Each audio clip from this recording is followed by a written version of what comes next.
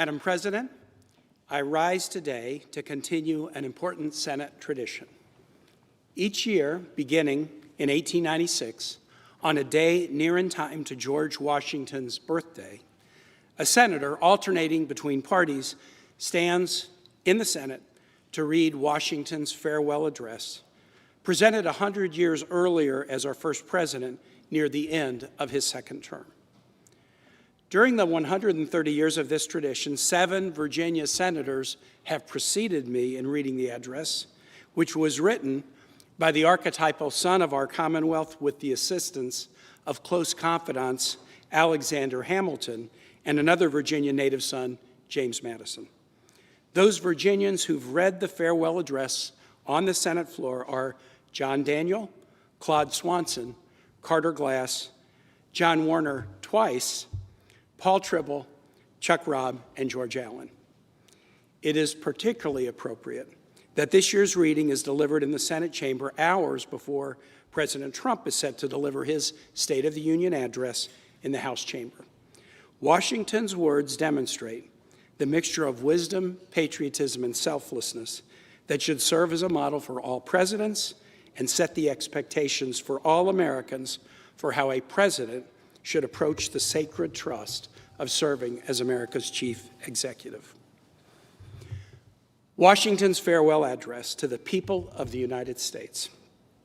Friends and fellow citizens, the period for a new election of a citizen to administer the executive government of the United States being not too far distant, and the time actually arrived when your thoughts must be employed in designating the person who is to be clothed with that important trust, it appears to me proper, especially as it may conduce to a more distinct expression of the public's voice, that I should now apprise you of the resolution that I have formed to decline being considered among the number of those out of whom a choice is to be made. I beg you at the same time to do me the justice to be assured that this resolution has not been taken without a strict regard to all the considerations appertaining to the relation which binds a dutiful citizen to the country, and that in withdrawing the tender of service which silence in my situation might imply, I am influenced by no diminution of zeal for your future interest, no deficiency of grateful respect for your past kindness, but am supported by a full conviction that this step is compatible with both.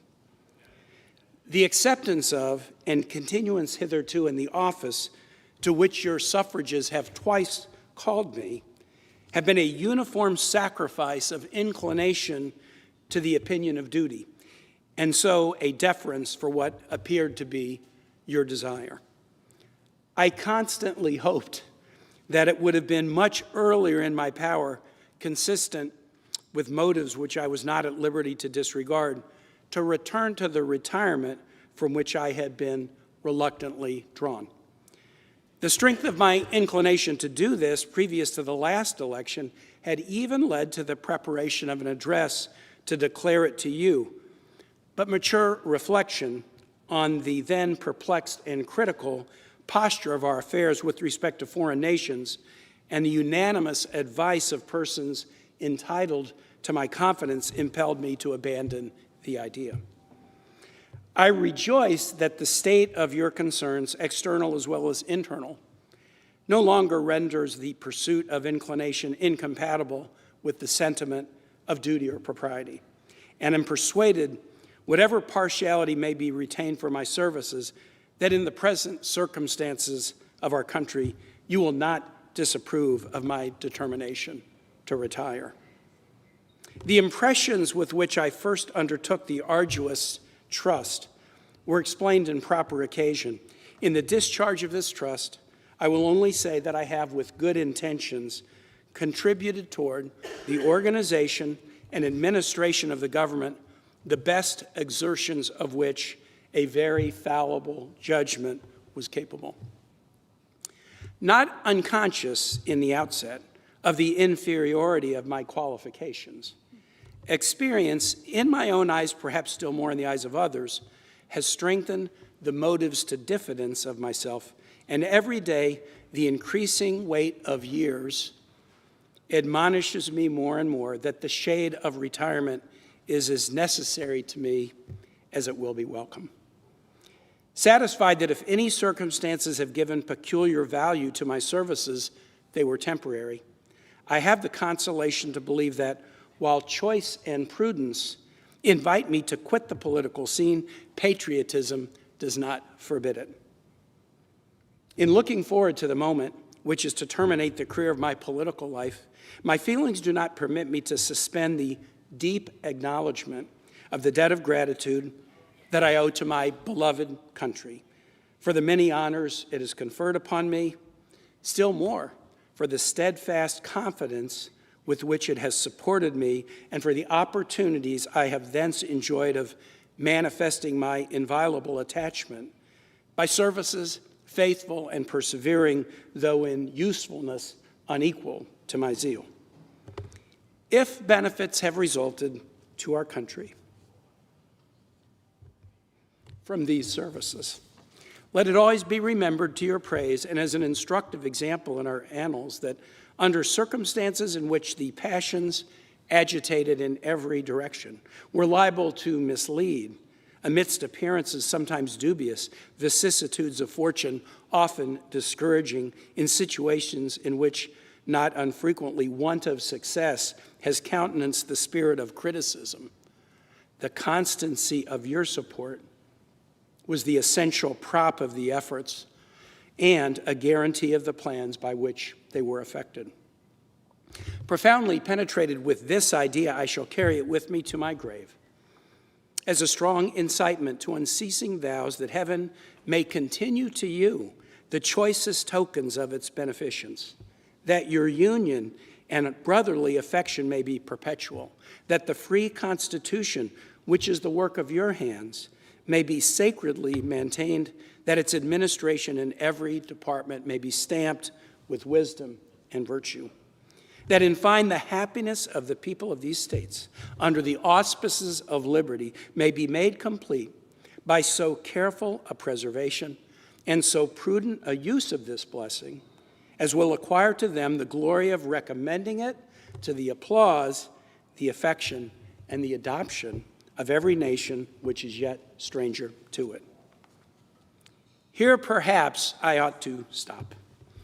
But a solicitude for your welfare, which cannot end but with my life, and the apprehension of danger natural to that solicitude, urge me on an occasion like this to offer your solemn contemplation and to recommend to your frequent review some sentiments which are the result of much reflection, of no inconsiderable observation, and which appear to me all important to the permanency of your felicity as a people. These will be offered to you with the more freedom, as you can only see in them a disinterested warning of a parting friend who can possibly have no personal motive or bias to his counsel. Nor can I forget, as an encouragement to it, your indulgent reception of my sentiment on a former and not dissimilar occasion. Interwoven as is the love of liberty with every ligament of your hearts, no recommendation of mine is necessary to fortify or to confirm that attachment. The unity of government, which constitutes you one people, is also now dear to you. It is justly so, for it is a main pillar in the edifice of your real independence, the support of your tranquility at home, your peace abroad, of your safety, of your prosperity, of the very liberty which you so highly prize. But as it is easy to foresee that from different causes and from different quarters, much pains will be taken, much artifice employed, to weaken in your minds the conviction of this truth, as this is the point in your political fortress against which the batteries of internal and external enemies will be most constantly and actively, though often covertly and insidiously, directed. It is of infinite movement that you should properly estimate the immense value of your national union to your collective and individual happiness, that you should cherish a cordial, habitual, and immovable attachment to it, accustomizing yourself to think and speak of it as the palladium of your political safety and prosperity, watching for its preservation with jealous anxiety, discountenancing whatever may suggest even a suspicion that it can in any event be abandoned, and indignantly frowning upon the first dawning of every attempt to alienate any portion of the country from the rest or to enfeeble the sacred ties which now link together the various parts. For this, you have every inducement of sympathy and interest. Citizens by birth or choice of a common country, that country has a right to concentrate your affections. The name of American, which belongs to you in your national capacity, must always exalt the just pride of patriotism more than any appellation derived from local discriminations.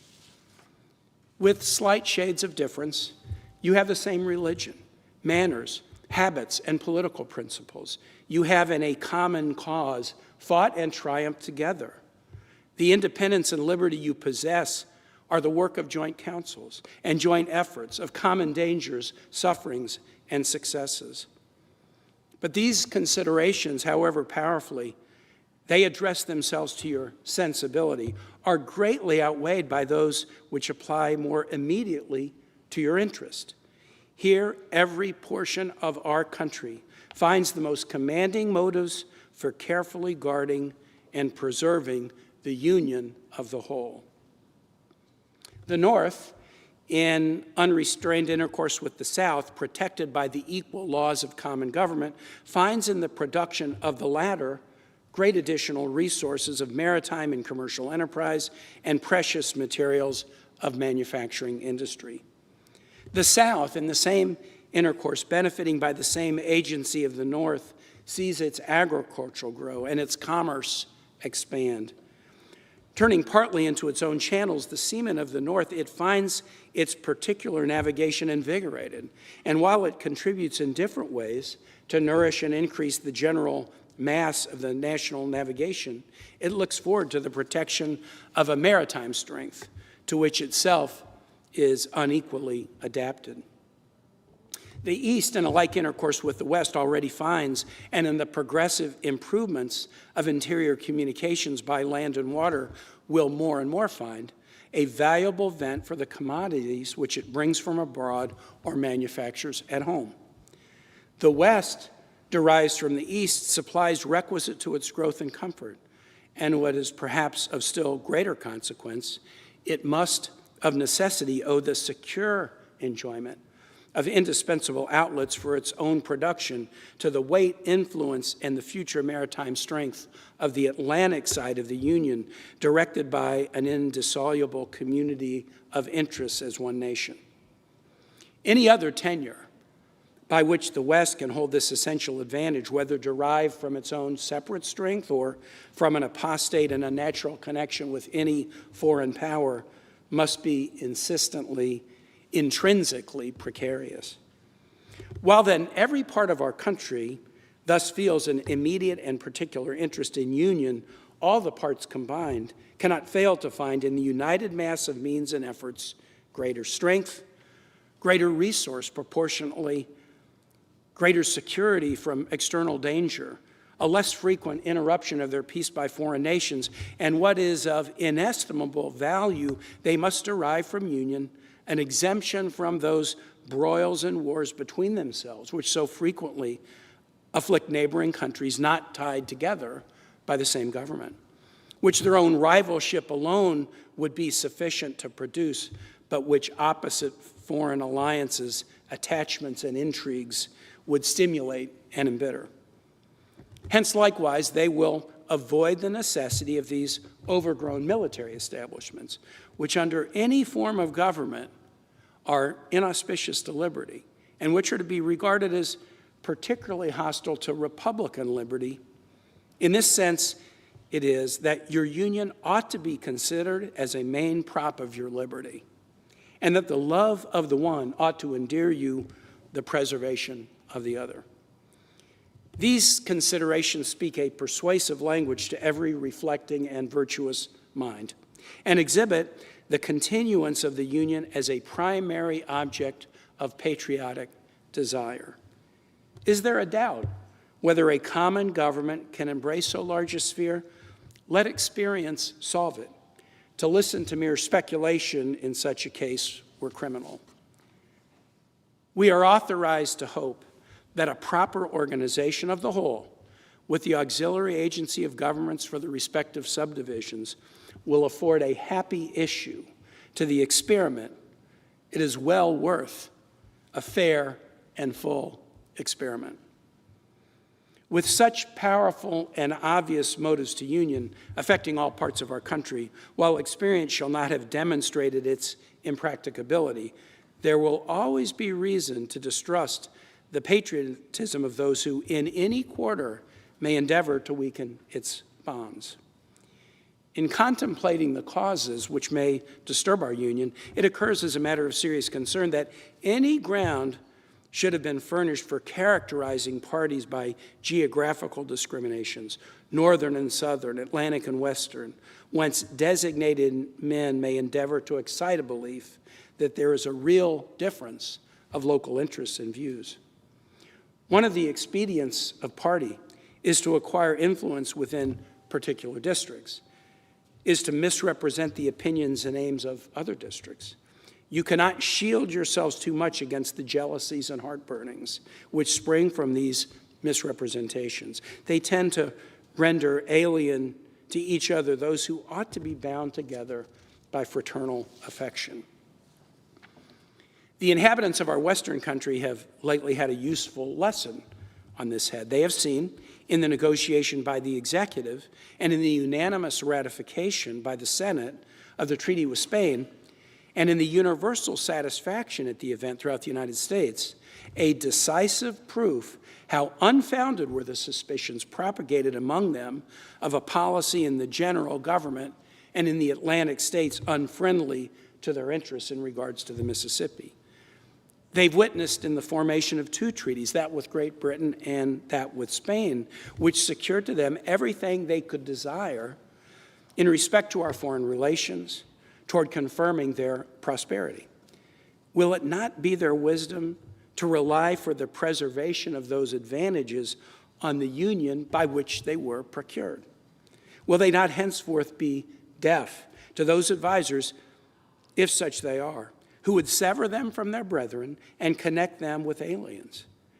To the efficacy and permanency of your union, a government for the whole is indispensable. No alliances, however strict, between the parts can be an adequate substitute. They must inevitably experience the infractions and interruptions which all alliances in all times have experienced. Sensible of this momentous truth, you have improved upon your first essay by the adoption of a constitution of government better calculated than your former for an intimate union and for the efficacious management of our common concerns.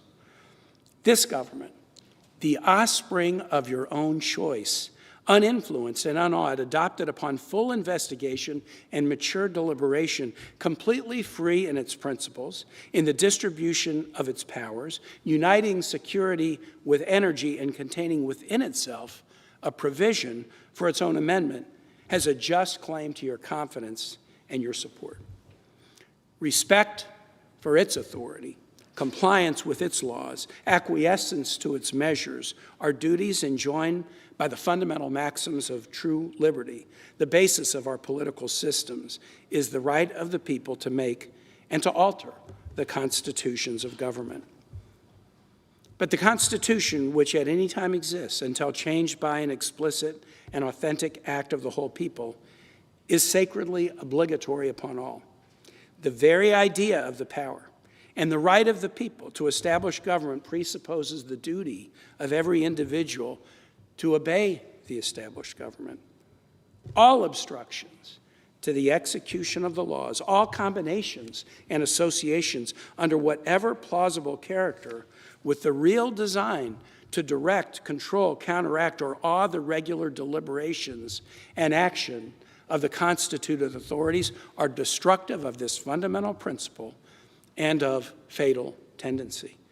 They serve to organize faction, to give it an artificial and extraordinary force, to put in the place of the delegated will of the nation, the will of a party, often a small but artful and enterprising minority of the community, and according to the alternate triumphs of different parties, to make the public administration the mirror of the ill-concerted and incongruous projects of faction, rather than the organ of consistent and wholesome plans digested by common councils and modified by mutual interests. However, combinations or associations of the above description may now and then answer popular ends, they are likely, in the course of time and things, to become potent engines by which cunning, ambitious, and unprincipled men will be enabled to subvert the power of the people and to usurp for themselves the reign of government, destroying afterwards the very engines which have lifted them to unjust dominion. Towards the preservation of your government and the permanency of your present state, it is requisite not only that you steadily discountenance irregular opposition to its acknowledged authority, but also that you resist with care the spirit of innovation upon its principles, however specious the pretext. One method of assault may be to effect in the forms of the Constitution alterations which will impair the energy of the system and thus to undermine what cannot be directly overthrown. In all the changes to which you may be invited, remember that time and habit are at least as necessary to fix the true character of governments as of other human institutions. That experience is the surest standard by which to test the real tendency of the existing constitution of a country. That facility in changes upon the credit of mere hypothesis and opinion exposes to perpetual change from the endless variety of hypothesis and opinion. And remember it especially that for the efficient management of your common interests in a country so extensive as ours, a government of as much vigor as is consistent with the perfect security of liberty is indispensable. Liberty itself will find in such a government, with powers properly distributed and adjusted, its surest guardian. It is indeed little else than a name when the government is too feeble to withstand the enterprises of faction, to confine each member of the society within the limits prescribed by the laws, and to maintain all in the secure and tranquil enjoyment of the rights of person and property. I've already intimated to you the danger of parties in the state with particular references to the founding of them on geographical discrimination. Let me now take a more comprehensive view and warn you in the most solemn manner against the baneful effects of the spirit of party generally. This spirit, unfortunately, is inseparable from our nature, having its roots in the strongest passions of the human mind. It exists under different shapes in all governments, more or less stifled, controlled, or repressed, but in those of the popular form, it is seen in its greatest rankness and is truly their worst enemy. The alternate domination of one faction over another, sharpened by the spirit of revenge natural to party dissension, which in different ages and countries has perpetrated the most horrid enormities, is itself a frightful despotism. But this leads to a more formal and permanent despotism. The disorders and miseries which result gradually incline the minds of men to seek security and repose in the absolute power of an individual. And sooner or later, the chief of some prevailing faction, more able or more fortunate than his competitors, turns the disposition to the purpose of his own elevation on the ruins of the public liberty. Without looking forward to an extremity of this kind, which nevertheless ought not to be entirely out of sight, the common and continual mischiefs of the spirit of party are sufficient to make it the interest and duty of a wise people to discourage and restrain it. It always serves to distract the public councils and enfeeble the public administration. It agitates the community with ill founded jealousies and false alarms, kindles the animosity of one part against another, foments occasional riot and insurrection. It opens the door to foreign influence and corruption, which finds a facilitated access to the government itself through the channels of party passions. Thus, the policy and the will of one country are subjected to the policy and will of another. There is an opinion that parties in free countries are useful checks upon the administration of the government and serve to keep the spirit of liberty alive. This, within certain limits, is probably true. And in governments of a monarchical caste, patriotism may look with indulgence, if not with favor, upon the spirit of party. But in those of the popular character, in governments purely elective, it is a spirit not to be encouraged. From their natural tendency, it is certain there will always be enough of that spirit for every salutary purpose. And there being constant danger of excess, the effort ought to be by force of public opinion to mitigate and assuage it. A fire not to be quenched, it demands a uniform vigilance to prevent it bursting into a flame, lest instead of warming, it should consume. It is important, likewise, that in the habit of thinking in a free country should inspire caution in those entrusted with its administration to confine themselves within their respected constitutional spheres, avoiding in the exercise of the powers of one department to encroach upon another. The spirit of encroachment tends to consolidate the powers of all the departments in one, and thus to create, whatever the form of government, a real despotism. A just estimate of that love of power and proneness to abuse it, which predominate in the human heart, is sufficient to satisfy us of the truth of this position. The necessity of reciprocal checks in the exercise of political power by dividing and distributing it into different depositories and constituting each the guardian of the public weal against invasions of the others has been evinced by experiments, ancient and modern, some of them in our own country and under our own eyes. To preserve them must be as necessary as to institute them. If, in the opinion of the people, the distribution or modification of the constitutional powers be in any particular wrong, let it be corrected by an amendment in the way which the Constitution designates. But let there be no change by usurpation.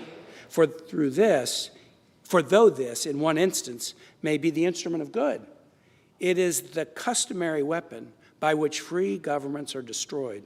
The precedent must always greatly overbalance in permanent evil any partial or transient benefits which the use can at any time yield. Of all the dispositions and habits which lead to political prosperity, religion and morality are indispensable supports. In vain would that man claim the true tribute of patriotism, who should labor to subvert these great pillars of human happiness, these firmest props of the duties of men and citizens.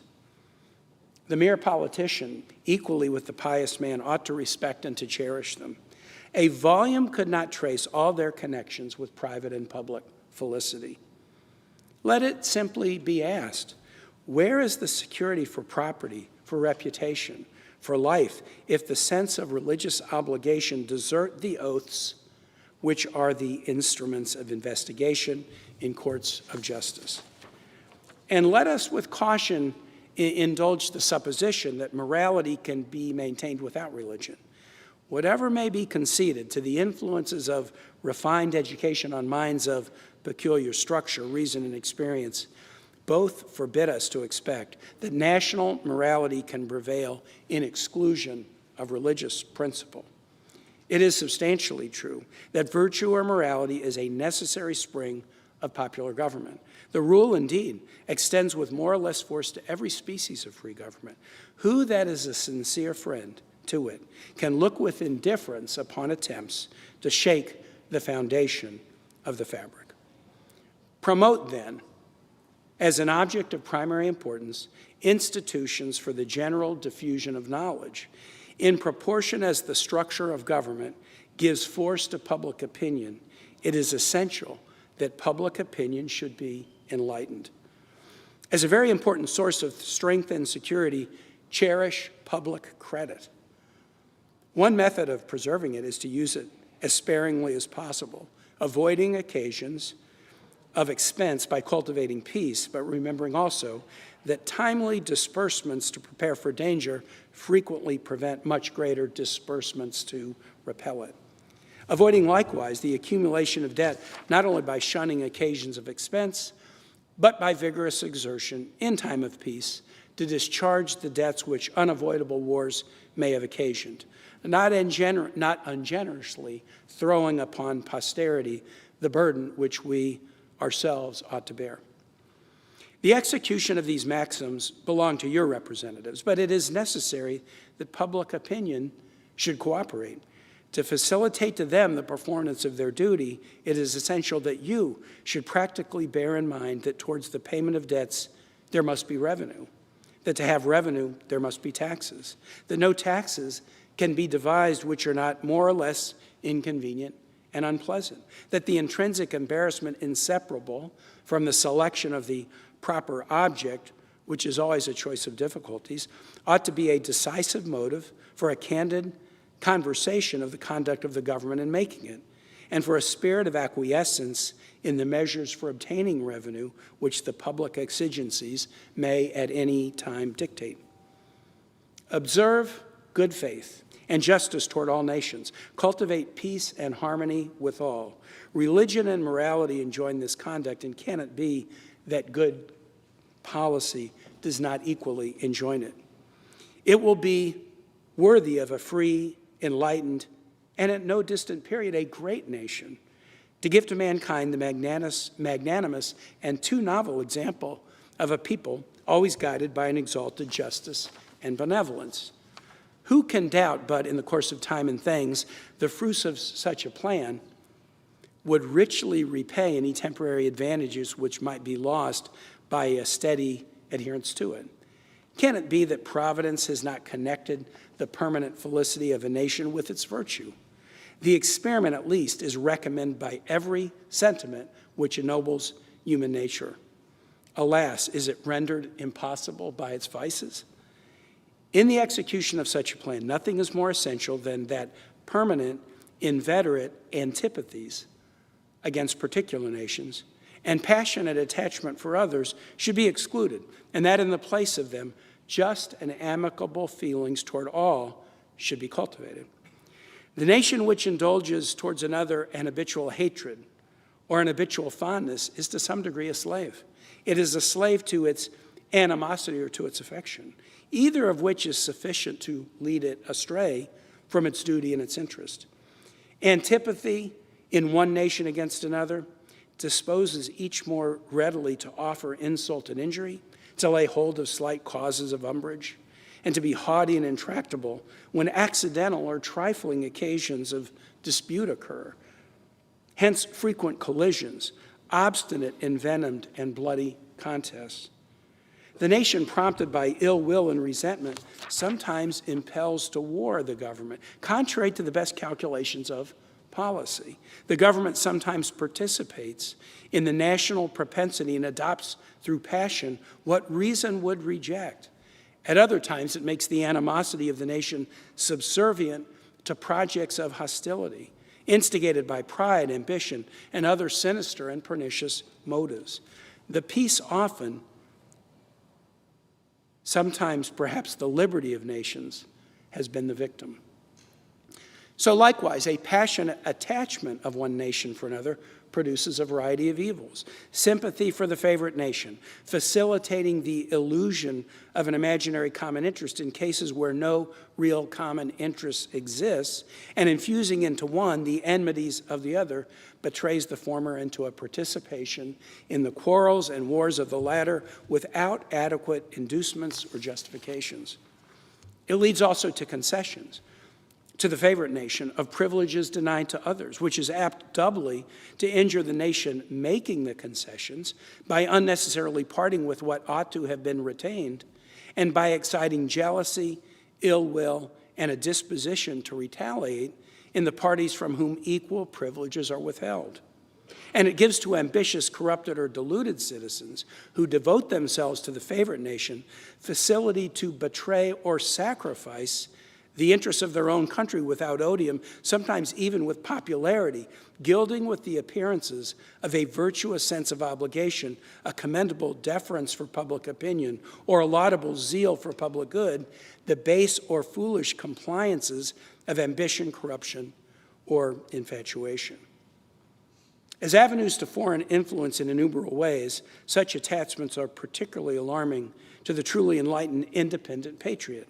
How many opportunities do they afford to tamper with domestic factions, to practice the arts of seduction, to mislead public opinion, to influence or awe the public councils?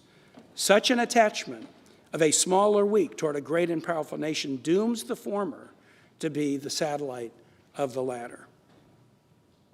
Against the insidious wiles of foreign influence, I conjure you to believe me, fellow citizens. The jealousy of a free people ought to be continually awake, since history and experience prove that foreign influence is one of the most baneful foes of Republican government.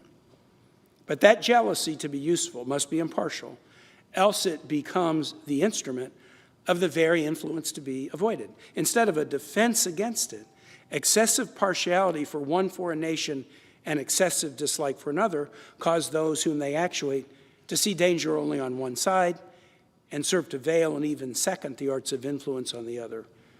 Real patriots who may resist the intrigues of the favorite are liable to become suspected and odious, while its tools and dupes usurp the applause and confidence of the people to surrender their interests. The great rule of conduct for us in regard to foreign nations is, in extending our commercial relations, to have with them as little political connection as possible. So far as we have already formed engagements, let them be fulfilled with perfect good faith. Here, let us stop. Europe has a set of primary interests, which to us have none or a very remote relation. Hence, she must be engaged in frequent controversies, the causes of which are essentially foreign to our concerns. Hence, therefore, it must be unwise in us to implicate ourselves by artificial ties in the ordinary vicissitudes of her politics or the ordinary combinations and collusions of her friendships or enemies. Our detached and distant situation invites and enables us to pursue a different course.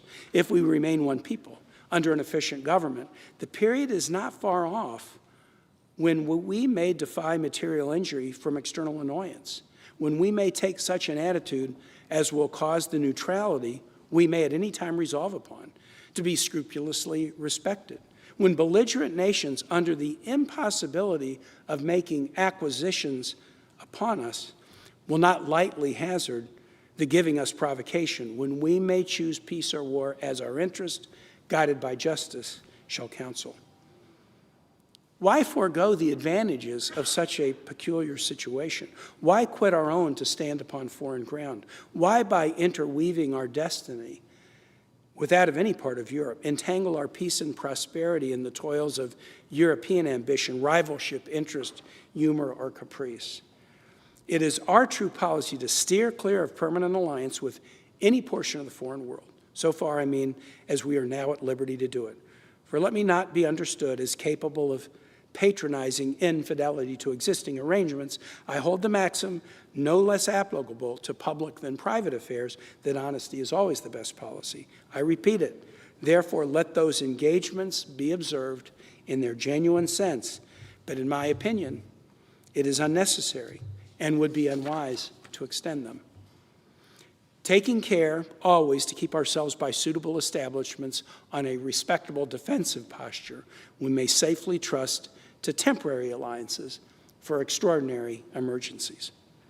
Harmony and a liberal intercourse with all nations are recommended by policy, humanity, and interest, but even our commercial policy should hold an equal and impartial hand, neither seeking nor granting exclusive favors or preferences, consulting the natural course of things, diffusing and diversifying by gentle means the streams of commerce, but forcing nothing, establishing with powers so disposed in order to give trade a stable course, to define the the rights of our merchants and to enable the government to support them. Conventional rules of intercourse, the best that present circumstances and mutual opinion will permit, but temporary, and liable to be from time to time abandoned or varied as experience circumstantial dictate, constantly keeping in view that it is folly in one nation to look for disinterested favors from another, that it must pay with a portion of its independence for whatever it may accept under that character, that by such acceptance it may place itself in the condition of having given equivalents for nominal favors and yet of being reproached with ingratitude for not giving more. There can be no greater error than to expect or calculate upon real favors from nation to nation. It is an illusion which experience must cure, which a just pride ought to discard. In offering to you, my countrymen, these counsels of an old and affectionate friend, I dare not hope that they will make the strong and lasting impression that I could wish, that they will control the usual current of its passions or prevent our nation from running the course which has hitherto marked the destiny of nations.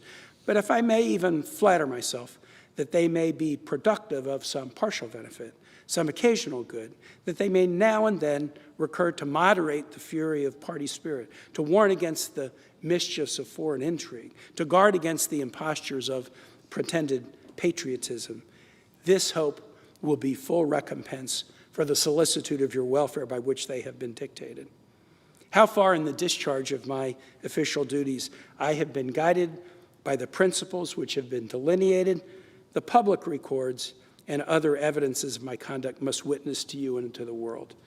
To myself, the assurance of my own conscience is that I have at least believed myself to be guided by them. In relation to the still subsisting war in Europe, my proclamation of 22nd of April, 1793 is the index of my plan. Sanctioned by your approving voice and by that of your representatives in both houses of Congress, the spirit of that measure has continually governed me, uninfluenced by any attempts to deter or divert me from it.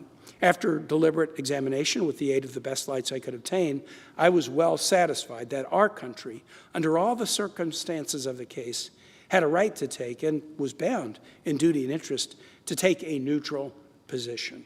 Having taken it, I determined as far as should depend upon me to maintain it with moderation, perseverance, and firmness. The considerations which respect the right to hold this conduct, it is not necessary on this occasion to detail. I will only observe that, according to my understanding of the matter, that right, so far from being denied by any of the belligerent powers, has been virtually admitted by all. The duty of holding a neutral conduct may be inferred without anything more from the obligation which justice and humanity impose on every nation, in cases in which it is free to act to maintain inviolate the relations of peace and amity toward other nations. The inducement of interest for observing that conduct will best be referred to your own reflections and experience. With me, a predominant motive has been to endeavor to gain time to our country to settle and mature its yet recent institutions and to progress without interruption to that degree of strength and consistency which is necessary to give it, humanly speaking, the command of its own fortunes. Though in reviewing the incidents of my administration, I'm unconscious of intentional error, I am nevertheless too sensible of my defects not to think it probable that I may have committed many errors. Whatever they may be, I fervently beseech the Almighty to avert or mitigate the evils to which they may tend. I shall also carry with me the hope that my country will never cease to view them with indulgence, and that after 45 years of my life dedicated to its service with an upright zeal, the faults of incompetent abilities will be consigned to oblivion, as myself must soon be to the mansions of rest. Relying on its kindness in this as in other things, and actuated by that fervent love towards it, which is so natural to a man who views in it the native soil of himself and his progenitors for several generations, I anticipate with pleasing expectation that retreat in which I promised myself to realize, without alloy, the sweet enjoyment of partaking in the midst of my fellow citizens, the benign influence of good laws under a free government, the ever-favorite object of my heart, and the happy reward, as I trust, of our mutual cares, labors, and dangers. George Washington, the 17th of September, 1796.